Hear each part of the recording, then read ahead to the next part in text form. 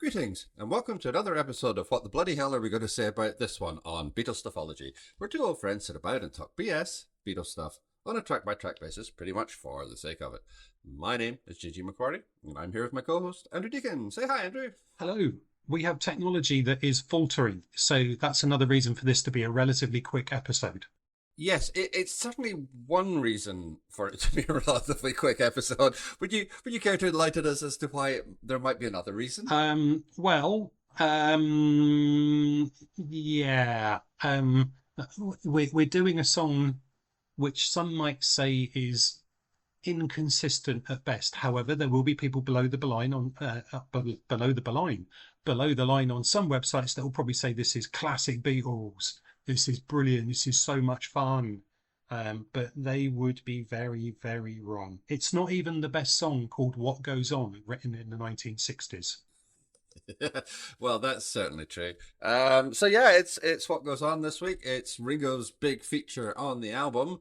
I guess we've kind of tipped our hand, but I might as well go through the formality of asking you the question. But what do you think of this one? I don't really have a massive opinion, which I realise isn't the point of this sort of exercise. And nobody listens to a podcast for someone to go, eh, I don't really want to say too much about this. I mean, part of it feels like you would be just deliberately poking at the Ringo myth. You know, not the best singer in the Beatles, possibly quite a distant fourth. And he has contributed to the songwriting here, but yeah, it's probably a politeness thing, you would have thought. I mean, it's interesting in the sense that we're getting a songwriting credit that isn't just Lennon and McCartney. I mean, that's something to note. The fact that we've got Starkey as a credit, that they weren't giving this away to George at some point. So they're effectively saying, "Here you go, Ringo." Whether that's because he did actually creatively contribute, McDonald suggests he contributed to the lyrics, or whether it was a case of let's give him a little bit more money, because I'm sure by this stage both Harrison and Ringo Starr had noticed just how much more money was available for those people who'd written the songs as well as performed them. Yeah, I think that might have been something of a motivation as well. Even the few sources that say he contributed to the lyric don't necessarily suggest that it was a very big contribution. Not saying that to be particularly dismissive. If they thought he was worthy of a songwriting credit because he contributed the lyric, then far be it from me to say that they were wrong. But yeah, I suspect that money might have been one potential reason for it. It's also a song that I don't dislike this song. I No, don't really have any feelings towards it at all. It's just sort of there, and like you said, that's not a very it's not a very useful thing to think when you're talking about things on an ongoing basis like this. But yeah, it's certainly the song that's between Michelle and Gittel, and it's that. It's nothing that we haven't really heard before. There's a line in the McDonald book, and for some reason, it's one of the ones that have stuck with me more than any other in the McDonald book, which is I'm paraphrasing it because I don't have it right in front of me, but it's George Harrison trots out his Chet Atkins cliches, and another 2 minutes is filled, or words to that effect. And yeah, that's kind of, I mean, harsh but fair. It's for the record, the sentence is Starr sings dolefully, Harrison trots out his Chet Atkins cliches, and another 2 minutes 45 seconds are filled. So actually, that was pretty good in terms of your memory of that. okay. Well, there we go. That's my recollection. Yeah, yeah, close enough. It's yeah, harsh but fair. This isn't anything that we haven't heard before. And for a lot of Rubber Soul, that isn't the case. We haven't heard a song like Norwegian Wood before. We haven't heard a song like The Word before. We haven't even heard a song like Drive My Car particularly before. Or the one But that follows this one as well. well, exactly, exactly. Yeah, and Michelle is a very good example too. These are new areas that the Beatles are expanding into. But what goes on just sounds like it's on Rubber Soul, but it could be on Help. It could honestly be on pretty much any previous album. It's just terribly unremarkable. The sort of slightly, well, I mean, McDonald uses the word doleful. I'm going to go with self pitying. Is a bit tiring at this stage, and it's, I think, of all the songs in the album, and oddly I'm even including Run for Your Life in this, it's the one song that really feels like it's glancing backwards rather than forwards. Yeah, I think lyrically there are a few that do that, and there are a few that sort of get into the "I'm not good enough for this woman." Oh, what did I do wrong? So there's this one, "Run for Your Life" to an extent as well. The song that follows this one, as well, is very similar to that in terms of the lyric. Um, and you combine that then with well, put that up against the fact that supposedly we're starting to write about new things, other ideas. They're going beyond just writing about, oh, girls don't really like me, why do I get spots, and moving on to writing about things that affect their daily life. Okay, we're getting some things that could potentially be political, for example, however naive some of them might be. So that it's butting up against that. But also, then you're right, musically, it's just not anywhere near as original as some of the other things, whether you like them or not. Nowhere near the same originality. It's a case of, right, let's write a song for Ringo. What does Ringo like? Oh, he quite likes that country thing. Oh, I've got something that might fit that. Let's have a go at updating it. And it's fine. It's fine.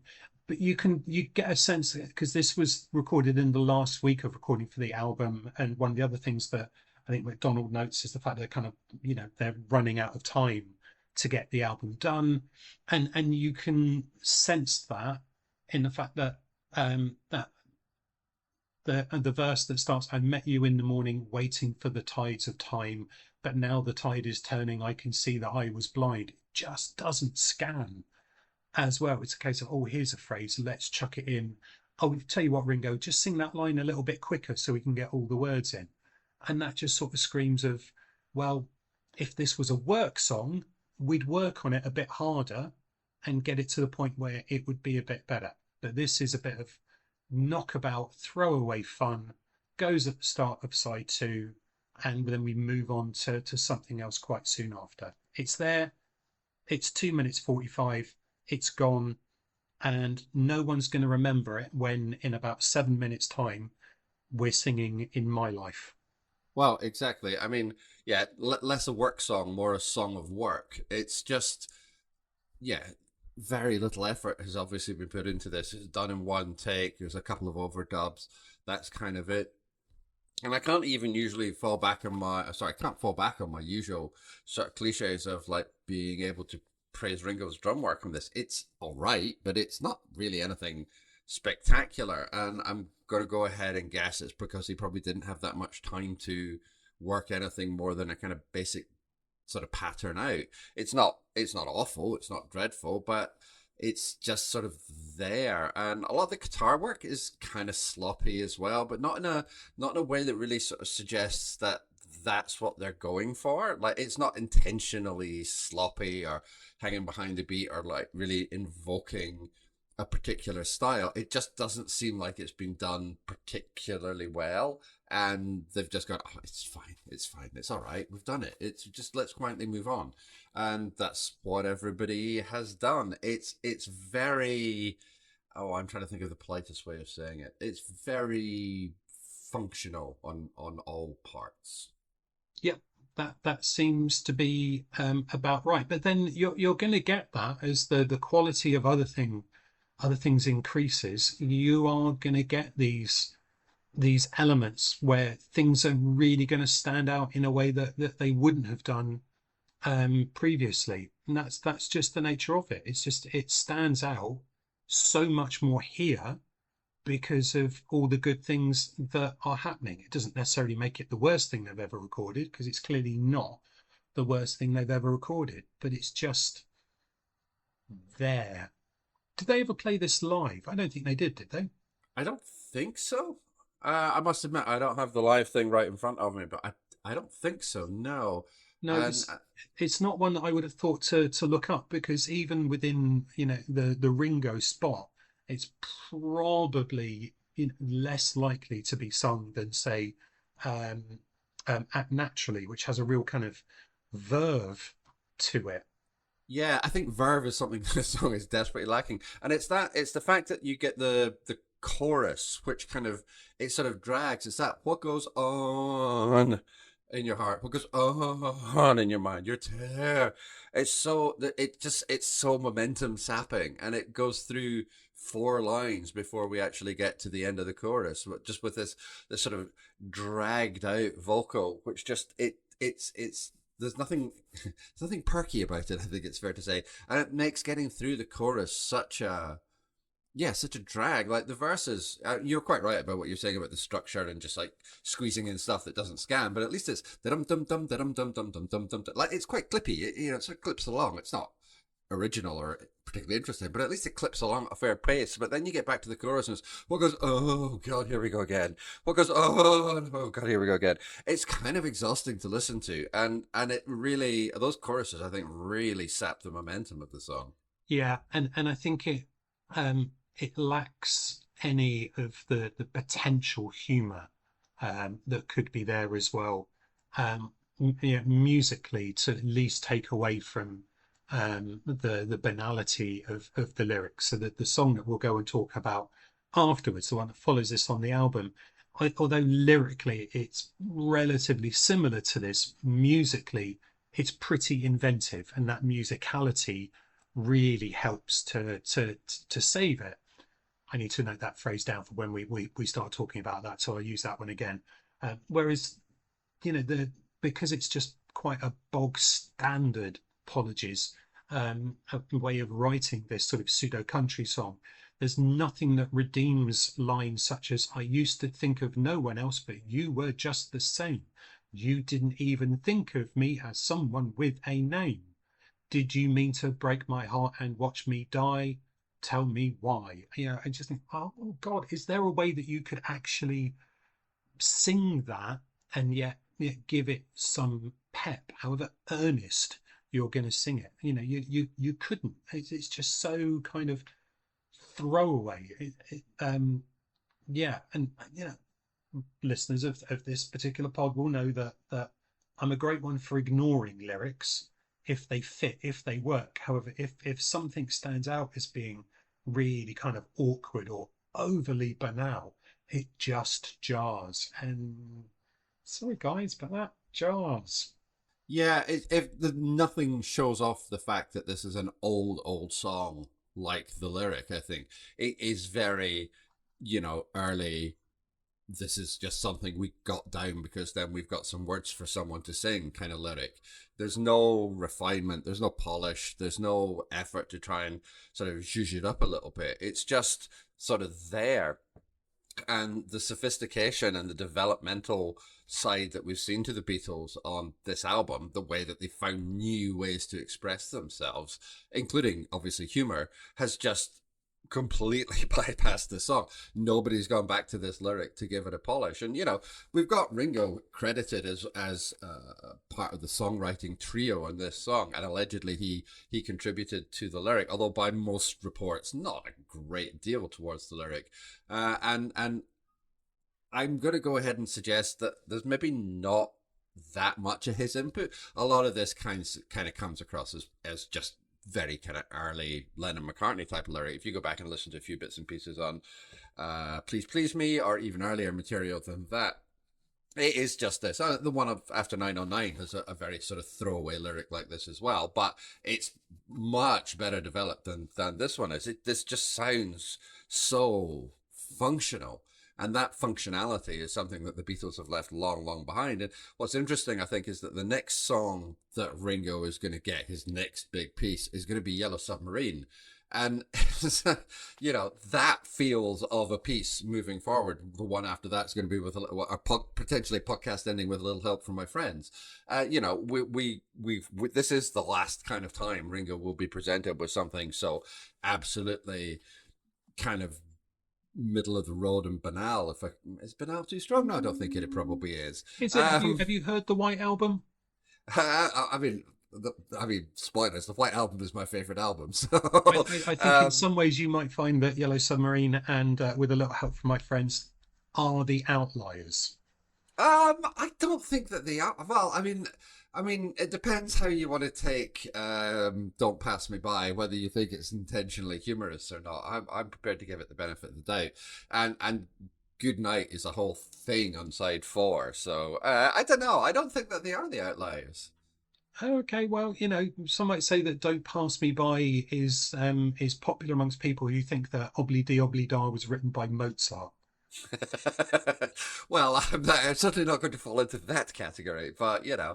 we'll have those discussions further down the line. But right here, I think it's this is still this is an early song. It's not one that does anything original. It's not one that finds like both Yellow Submarine and With a Little Help from My Friends at least give Ringo like a different kind of register to play it in. This kind of mordant self pity is just dull at this stage. Yeah. Whereas at least Yellow Submarine, okay, well it's a kid's song. I mean that plays perfectly to Ringo's strengths, and obviously him going on to do Thomas the Tank Engine as well. Like that's a really good register for Ringo to work in. With a little help from my friends, it's kind of optimistic. It's up. It's a buoyant kind of song. Yeah. Again, it's somewhere else for him to go rather than just this sort of mordant self pity. Okay. Look, we have been blathering on for about 15 minutes. We haven't really managed to say anything too positive about this. I'm not really sure that it's going to be a great listen if we just carry on for another 10, 15 minutes of basically half slagging off a song that everybody knows isn't that great. Do you have anything positive and uplifting to say about it, Well, or should we maybe cut our losses and maybe we could let our listeners go home before the bell this time. we could do. I have one other thing that I want to say, which is to dip into our usual standby of we don't have a lot of things to say about this song and mention cover versions, because there's a Sufjan Stevens cover version of this song, and it's really really interesting. I'm not. I've listened to it a few times now. I can't decide whether I like it or not, but I greatly admire it. It was done from an album of covers of Rubber Soul. So an entire covers album, and the rest of the material in the album isn't all that spectacular. But the Sufjan Stevens one is really, really interesting. It's barely even the same song, but it's one of those songs that really, or one of those cover versions rather, that really takes the original song and just runs with it in a completely different direction. Now, Sufjan Stevens isn't somebody that I'm particularly familiar with, so I'll say that up front. I don't know whether it's representative. I don't know whether it's the kind of thing that he normally does or not. But it's a really interesting approach to the song. So if you've not heard it, yeah, you and our dear listeners, I think it's well worth tracking down. It's not hard to find. But yeah, it makes it a very interesting listening. I'm just still, not 100% convinced as to whether I like it or not.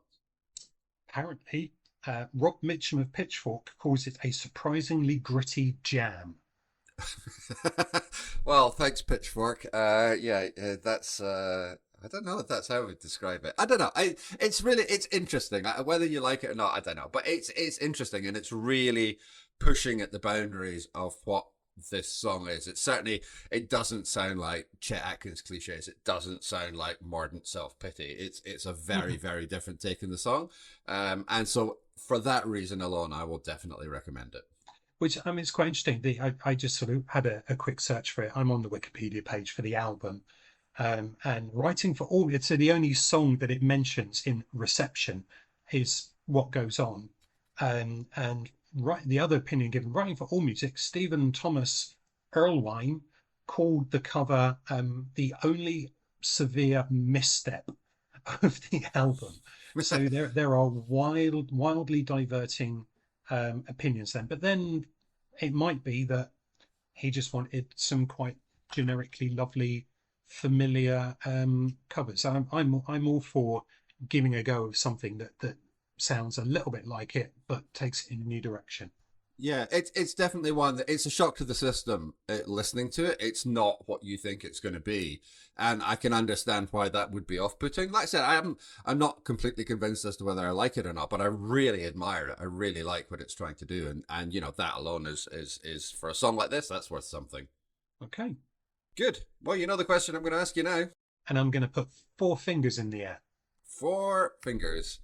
Okay, that's fine. I think I'm probably just going to go the same. I'm not sure I have it in me to be particularly. Yeah, I don't know. What was the last song I gave 4 to? Oh dear. Okay, let's not go there. All right, quiet, leave it. Quiet. Shall we just move on with our lives at this stage? Yep, let's get it done. Okay. All right, lovely. Thank you. You can really get a hold of us. You can contact us by email. We are Beatles Stuffology. We are on Twitter at Beatles_ology. And we're Beatles Stuffology on Instagram. You can find my blog at www.jgmcquarrie.scot. And please like, rate, and review us on whatever podcatcher you are using so that more people can find the show. Next episode, I am going to, I suspect, have to put up with a lot of accent-related abuse as we are going to be discussing Ghetto. But until then, keep listening.